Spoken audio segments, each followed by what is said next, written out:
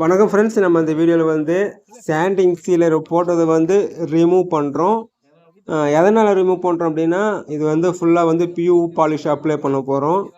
அது வந்து இந்த சாண்டிங் சீலர் வந்து நம்ம போட்டது மேலே நம்ம வந்து பியூ பாலிஷ் அப்ளை பண்ணோம்னா நாளடைவில் வந்து அது வெளுத்தா மாதிரி ஆகிடும். அதனால் வந்து இது மாதிரி பியூ பாலிஷ் போட்டதை க்ளீனாக ரிமூவ் பண்ணிவிட்டு அது மேலே நம்ம வந்து பியூ சீலர் போட்டுவிட்டு அதுக்கு மேலே பட்டிலாம் பார்த்து தேய்ச்சிட்டு பியூ பாலிஷ் பண்ணால் தான் நமக்கு வந்து ஒரு 10 வருஷம் ஆனாலும் அதை வந்து ஃபேட் ஆகாமல் இருக்கும்.